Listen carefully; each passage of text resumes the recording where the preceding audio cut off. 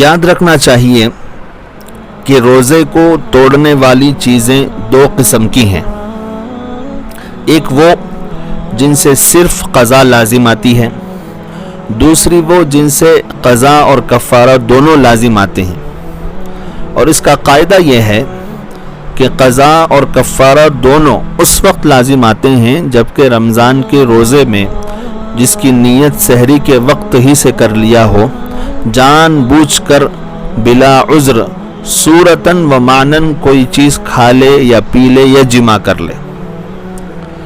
اب اس کی وضاحت سن لیجئے کہ صورتاً کھانے پینے سے مراد یہ ہے کہ منہ کے ذریعے معدے میں چیز پہنچائی جائے، اور معنن کھانے پینے سے مراد یہ ہے کہ ایسی چیز معدے میں پہنچائی جائے جو غذا کی قسم کی ہو یا دوا کی قسم کی ہو. اور صورتاً جماع سے مراد یہ ہے کہ سامنے یا پیچھے کے راستے سے صحبت کی جائے، اور معنن جماع سے مراد یہ ہے کہ ایسا کام کیا جائے جس سے جماع کی لذت حاصل ہو جائے.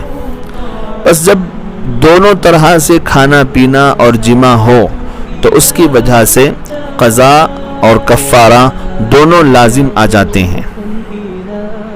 اور صرف قضا اس وقت لازم آتی ہے جبکہ کھانا پینا اور جماع صرف صورتاً پائے جائیں یا صرف معنن پائے جائیں.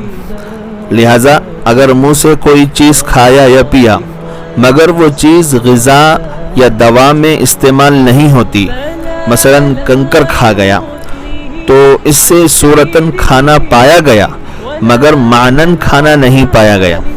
اس لیے روزہ تو ٹوٹ جائے گا اور قضا بھی لازم ہوگی لیکن کفارہ لازم نہیں ہوگا.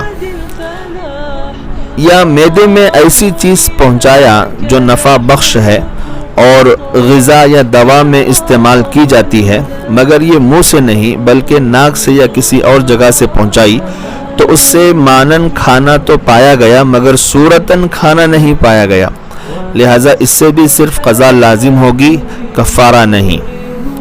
اب آگے ان دونوں قسموں کی چند جزئیات بھی بیان کی جائیں گی، سنتے رہیں. وتطرب نفس له طاعة ويبلغ سعد إلى